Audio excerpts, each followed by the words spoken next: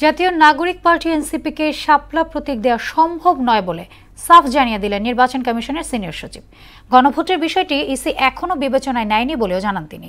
দুপুরে নির্বাচন ভবনে আয়োজিত ব্রিফিংয়ে এই তথ্য জানান ইসি সচিব আক্তার আহমেদ। এছাড়া ফেব্রুয়ারিতে জাতীয় নির্বাচনের লক্ষ্যে সরঞ্জাম সংগ্রহ শেষ হয়েছে। আরও জানাচ্ছেন এমআর আসাদ। পর্ব সম্পন্ন করেছে।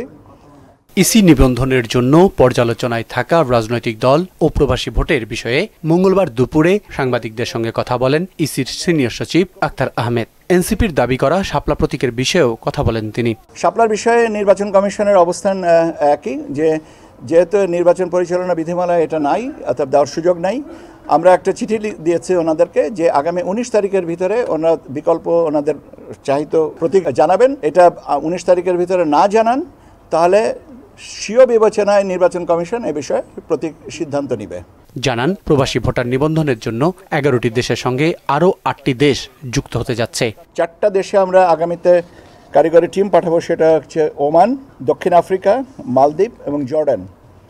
আর আমরা এর অতিরিক্ত আরও 4টা দেশের সম্মতি পেয়েছি পররাষ্ট্র মন্ত্রণালয়ের মাধ্যমে, সেটা হচ্ছে বাহরাইন, সিঙ্গাপুর, ফ্রান্স এবং স্পেন।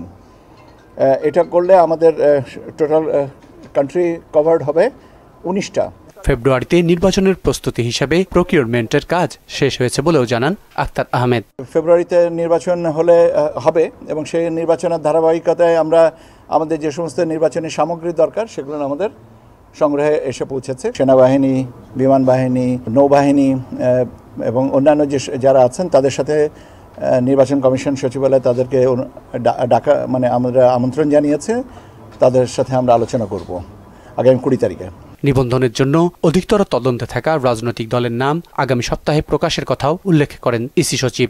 সচিবালয় এবং মাঠ পর্যায়ে দুটা মিলিয়ে এই তথ্যানুসন্ধান করা হচ্ছে এবং আমরা আশা করছি আগামী সপ্তাহে এটার একটা সমাধানে আসতে পারবো। এমআর আসাদ, মোহনা সংবাদ, ঢাকা। আপনারা